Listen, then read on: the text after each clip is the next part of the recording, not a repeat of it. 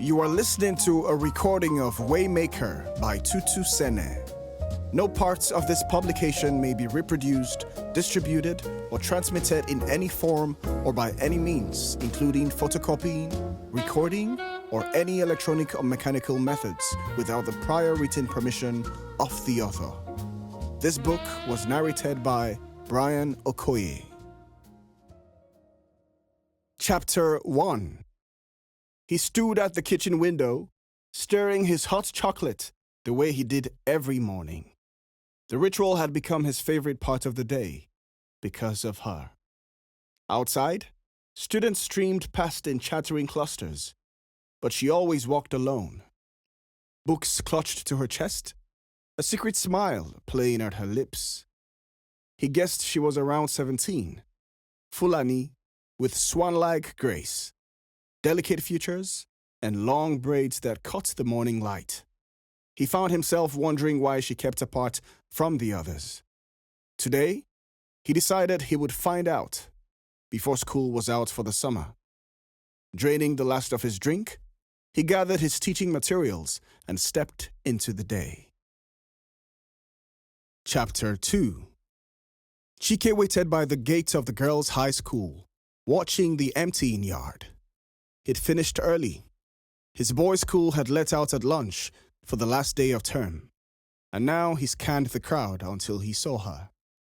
To make sure she knew he was a teacher, he paused to lightly scold two boys lingering by the fence, then turned toward her with what he hoped was an easy smile. "Hello," he said. "I'm Chike. I teach at the boys' high school down the street." He kept his hands at his sides, aware of the customs of the Islamic North. "I'm Jasmine," she murmured, eyes lowered. Chike knew this shyness was the way girls here were raised, though he'd never agreed with the strict separation of the sexes. Still, he respected the culture that had welcomed him. "Isn't that a Christian name?" he asked, surprised. She nodded. "It can be both Christian and Muslim, but we are Christian. My grandfather converted before I was born." "Do you mind if I take you home?" he asked. "I have a car." She glanced up, startled, and hesitated. "That's okay, but drop me a street away from my house. My parents wouldn't like me alone in a car with a man." They chatted easily on the short drive, and when they stopped, he said, "I'd like to see you again, Jasmine." "How old are you?" she responded. 23, he replied to her question. "Just finished my bachelor's degree.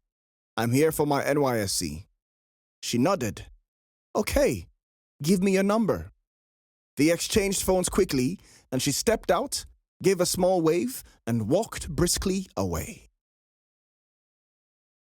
Chapter 3. They'd agreed to meet at a local cafe that Saturday.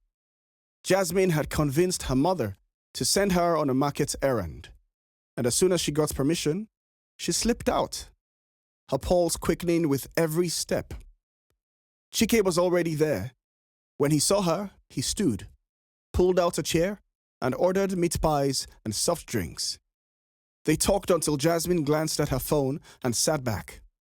"I have to go," she said. "My mother sent me to the market. I can't be too late." They met again the next 2 Saturdays, but on the third, as they sat laughing over meat pies, a voice rang out from the doorway. "I knew it!" A woman in a headscarf stood up, clapping her hands. "All these errands to the market. You, this naughty girl." She wagged a finger at Jasmine. "Auntie, please, don't tell Mom," Jasmine begged. "It's okay," the aunt said, then fixed her gaze on Chike. "And who are you?" "I'm Chike," he replied, straightening. "I teach at the boys' high school. I'm 23. Her eyes narrowed, then softened. "I've been in your shoes before, so I won't tell your mother." But she turned back to Jasmine.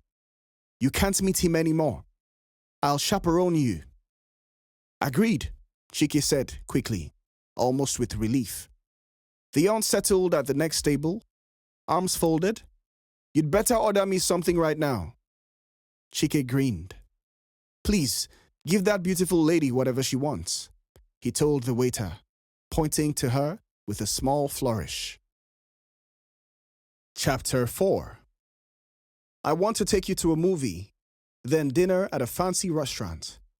Chike's text read, I have something to tell you. I can't go out in the evening, Jasmine replied. I asked your aunt already. She said she'd cover for us. You did? Okay, let me talk to her first. Jasmine set her phone aside and found her aunt in the kitchen. Chike told me already, her aunt said with a knowing nod. I think it's going to be a very special date. He might even propose. Oh, Auntie, we've only known each other for 6 weeks. Don't you think that's too soon? I didn't meet your late uncle until the week before our wedding, and we had a good marriage, she said firmly. Now, I'm going to make you a special dress for the occasion. The following weekend, when Chike arrived, his breath caught. Jasmine's ankle-length dress shimmered. Silver sateen above, black velvet below, glowing in the evening sun. You look like the moon, he said softly, as she settled into the passenger seat. From now on, I'm calling you Moon. She giggled, excitement bubbling in her chest. After dinner and the movie, Chike drove her home. He cut the engine, turning toward her with a serious expression. There's something I have to tell you, he said. I've been accepted to a master's program at a prestigious university in the South. Jasmine froze. When do you leave? In 2 weeks. Her breath hitched. So, I won't see you again? He took her hand. I love you, Moon. I promise I'll come back and marry you once I finish my degree and have a job. Tears blurred her vision. She shook her head, unable to speak, as the future she'd been imagining slipped away. Chapter 5. He didn't propose. Jasmine sobbed into her aunt's shoulder. He's leaving. But he's coming back for you, her aunt murmured, rubbing her back. He promised. Trust him. I have a good feeling about this one. She held Jasmine until her breathing steadied. They kept texting in the days that followed. On the morning he was to leave, Jasmine found an excuse to sleep out of the house. She caught a bus to his street, heart pounding, and hurried to the gate. Is your Oga still here? She asked the gateman. Yes, but I know he'll be leaving soon. Please give this to him. She handed over an envelope, then turned and ran, afraid of being missed, and more afraid of what might happen if she saw him. She knew she wouldn't be able to say goodbye. The gateman delivered the envelope. Inside, Chike found a photograph of Jasmine, her eyes bright and a hint of a smile at her lips. On the back, in Lupin script, she had written, Forget me not, your flower, Jasmine. He pressed the picture to his chest and closed his eyes. He would carry it with him everywhere. And until he saw her again, every day would feel like a year. Chapter 6. 6 months into his program, Chike lay curled on the floor of his tiny apartment, clutching his stomach as if the pain were physical. The news had broken that morning.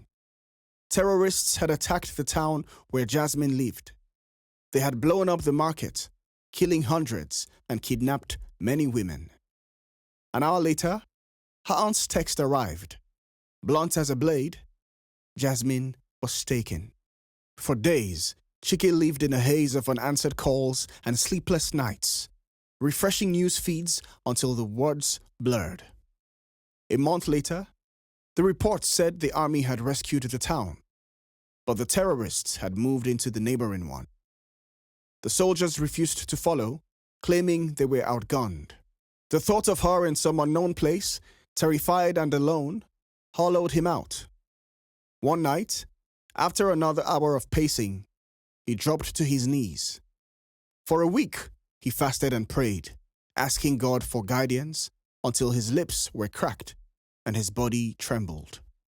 On the morning of the 8th day, he packed a single backpack, bought the earliest ticket he could find, and boarded a plane back to her town. He didn't know what he would do when he arrived, only that he couldn't stay away. Chapter 7. Chike stood at the familiar gate, waiting as the gateman fetched her aunt. When she appeared, her eyes were wide with disbelief. She pulled him a few steps aside, lowering her voice. "The army secured the town," she whispered. "But they ran out of ammunition. They refuse to move on unless the government supplies them. We think the women are being held in the next town." Her voice cracked, and she pressed a trembling hand to her mouth before the tears came. "All we can do now is pray."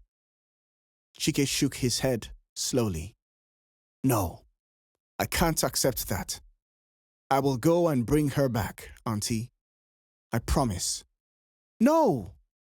The word burst from her, louder than she meant, and she quickly covered her mouth, glancing toward the street. "Don't do this. Don't be reckless. Leave it to the army." He met her eyes, his jaw set. "I can't just stand back and wait. By God's grace, I will return with her. Pray for me." His words left no room for argument. The determination in his face frightened her more than the silence of the soldiers. Chapter 8. The road stretched 7 miles through thick forest, a lonely strip of asphalt hemmed in by towering trees. Chike kept to the edge, moving quickly until he was half a mile from the outpost that guarded the neighboring town. Then he slipped into the undergrowth. When he reached a quarter mile from the sentries, he climbed into the branches of a tall tree. From there, hidden by the leaves, he watched. He returned again and again, at different hours, for an entire week. The forest became his cloak, the cicadas his cover. By the end of the week, he had mapped their rhythm. Guards rotated every 6 hours, beginning at dawn. At 6 in the evening, the changing shifts always lingered, the old and new guards sharing food, smoke, and laughter. For half an hour, their rifles rested against a steel drum, their attention elsewhere. Then, once the meal ended, their vigilance returned. That was the weakness. Chike crafted his plan carefully.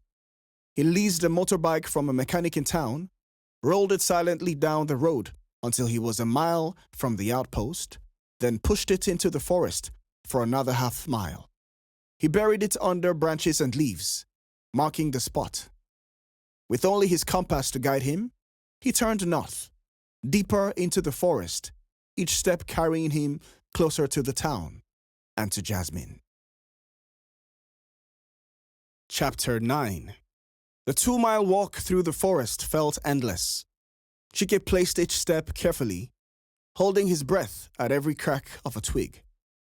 At last, around 9 o'clock, the trees thinned.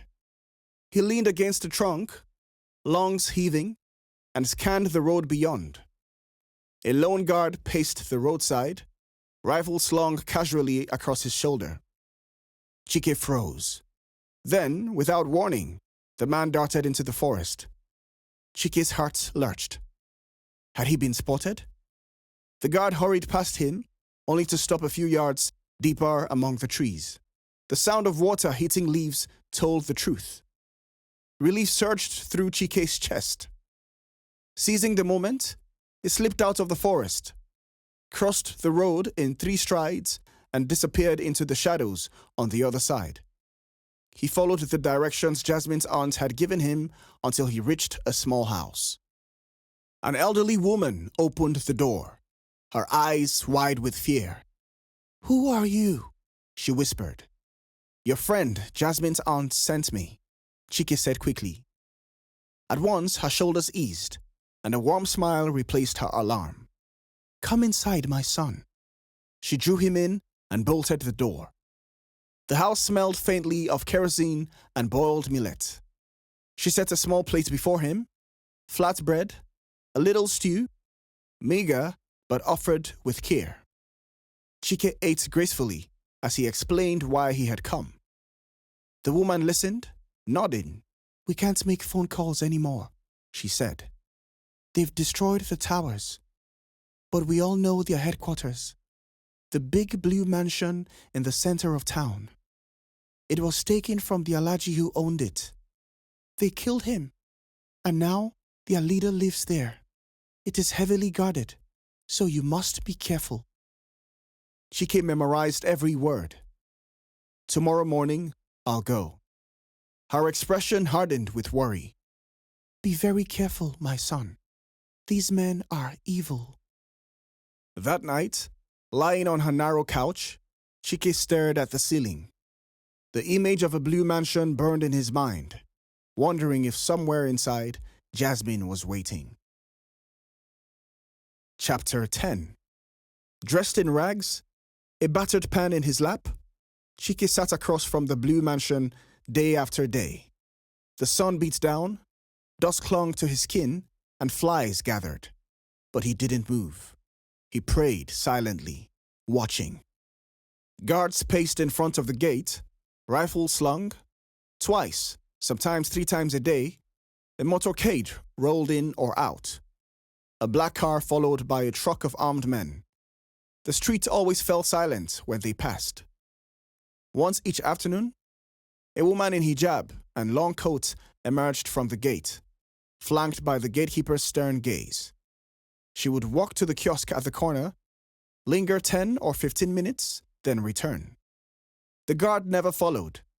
The kiosk was too near, but his eyes never left her. On the 7th day, Chike's heart lurched. Jasmine stepped out, head bowed, her stride stiff with obedience. She crossed to the kiosk, hands trembling as she examined the goods. Chike rose unsteadily, hunching low, and shuffled across the street with his pan held out. His legs felt weak, but he forced himself closer. When he was within earshot, he bent, lips almost brushing the rim of the pan. "Moon," he whispered. Her head turned slightly. Her eyes widened, shimmering with shock, but she didn't speak. "Tomorrow, same time. Bike here. Jump on." He straightened, nodded once, and shuffled past, never breaking character. He didn't look back. He couldn't, but his pulse hammered with one desperate prayer, that she had heard, and that she would be ready. Chapter 11.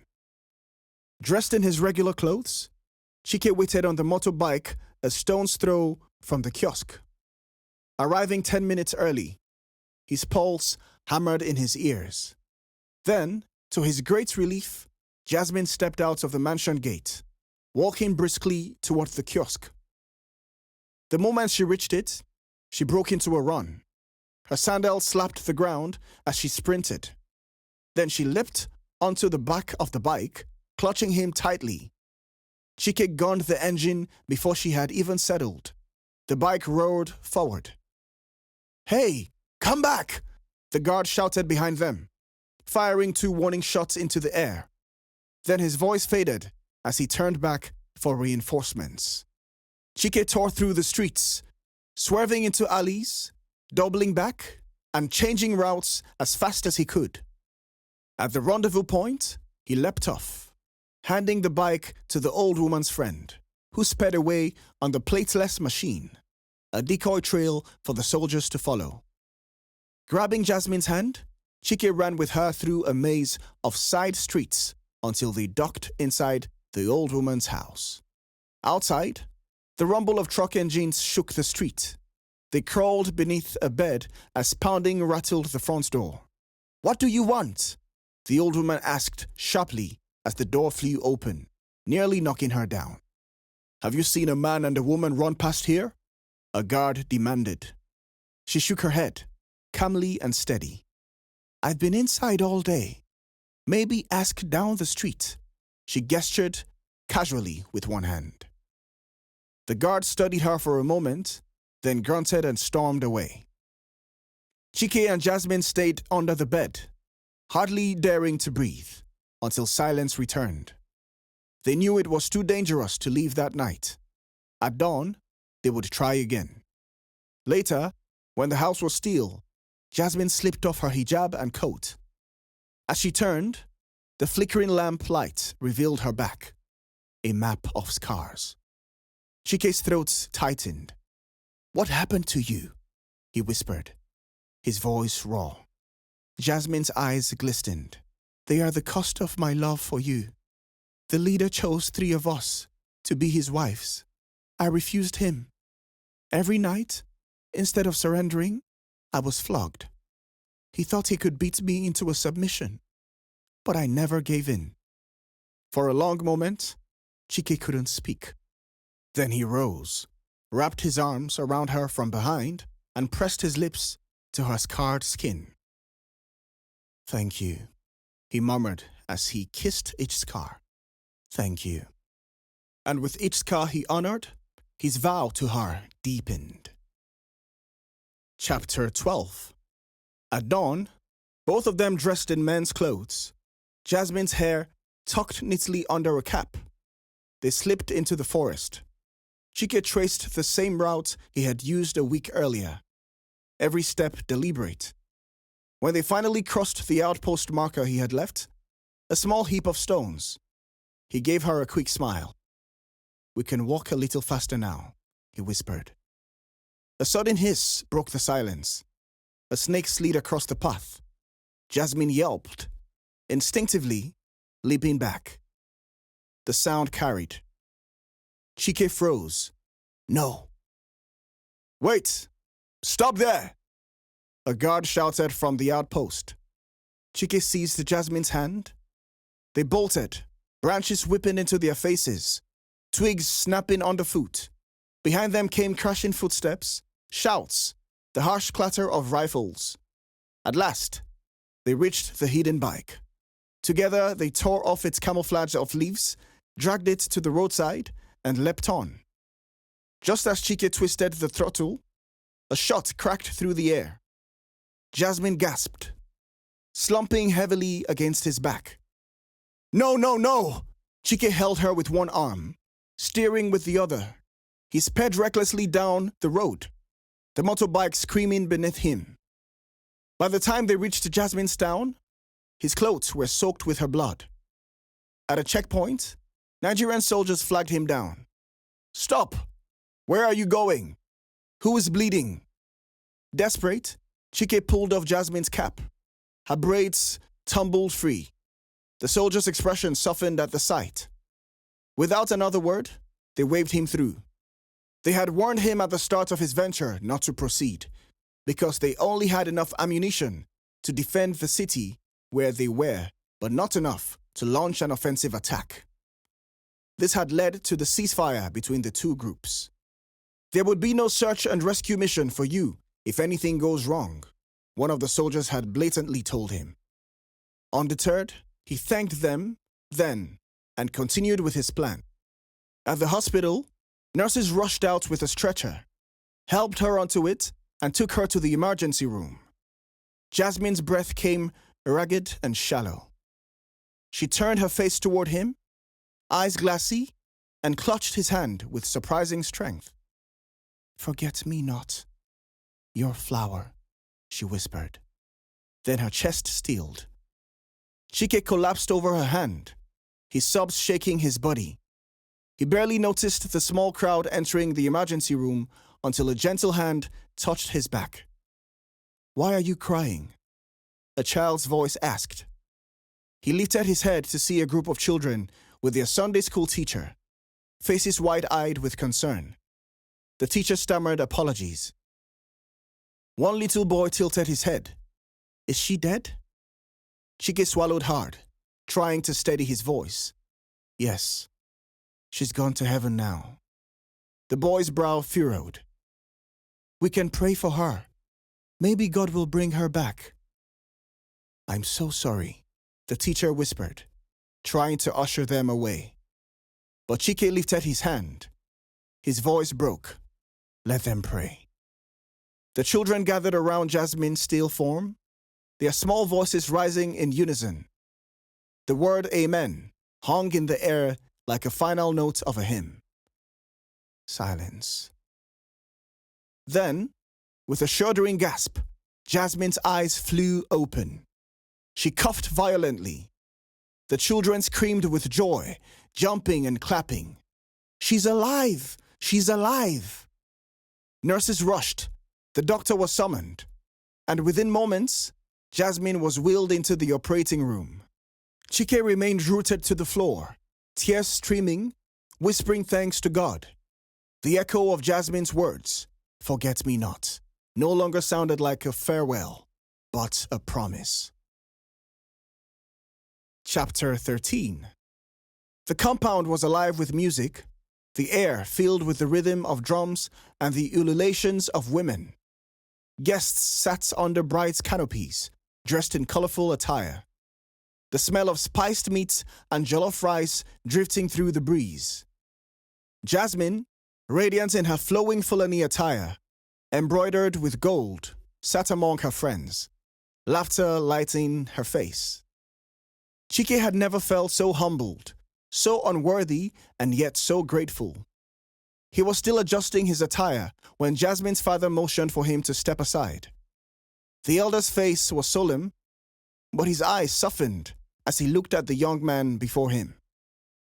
"You know," he began slowly, his voice steady but heavy with meaning.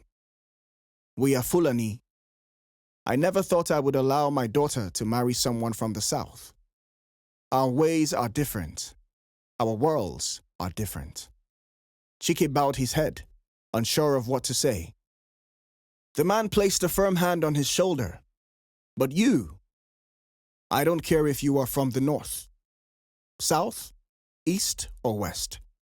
There are very few men like you in this world. You risked everything for her.